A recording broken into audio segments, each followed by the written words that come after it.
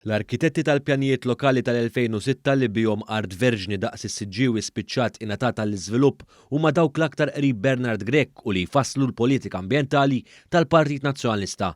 Esponet dan il-President tal-Partit Laburista Ramon Attard waqt dibattitu politiku mas-Segretarju Ġenerali tal-Partit Nazzjonalista Michael Piccinino fuq programm immexxi mill-Professur Andrew Azzoppardi imxandar fuq ir-radju tal-Knisja.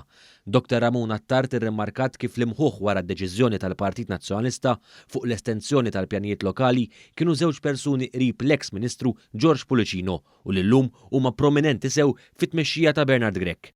Fit-2006 sar ir-rationalization li permezz tiegħu qatt ta' artijiet spiċċaw f'żoni ta' żvilupp. U rrid inkun ċara, joħroġ Bernard Grech li lanqas jitlob apoloġija, mhux talli ma jitlobx apoloġija, talli appunta iż-żewġ awturi ta' dak ir-rationalization kienu Chris Chantar u Ray Bezzina. Ray Bezzina taf li huwa right hand man tal-kap tiegħek ta' Bernard Grech u Chris Chantar sopra korna bastonata huwa l-appuntat tal-Partit Nazzjonalista fuq l-era.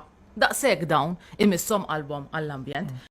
Dr. Attard baqgħet tafas lil Piccinino biex jitlob apoloġija l-isfreġġju ambjentali li sar kawża tad-deċiżjonijiet meħuda minn Chantar u Bezzina illum żewġ galoppini li jaħlef bihom Bernard Grech.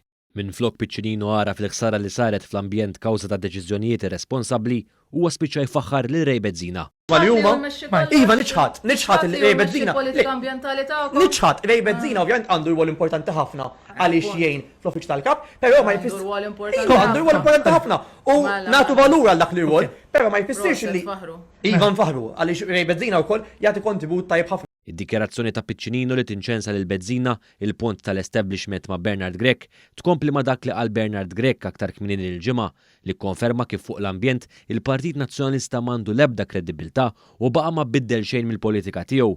Fil-fatt, il-Kap Nazzjonalista spiċċa jiddefendi d-deċiżjoni tal-partit tiegħu dwar l-estensjoni ta' żoni ta' żvilupp. Ma naqbilx miegħek meta inti semmi illi l-eżerċizzju tar-razzjonalizzazzjoni tal-2006 kien xi eżerċizzju li jagħmel il-ħsara. Intantu l-intervista Michael Piccinino ma żamx lura milli jitfa' botta u jwaħħal il-ħażin kollu li ġara fil-partit fl-ex kap Adrian Delija.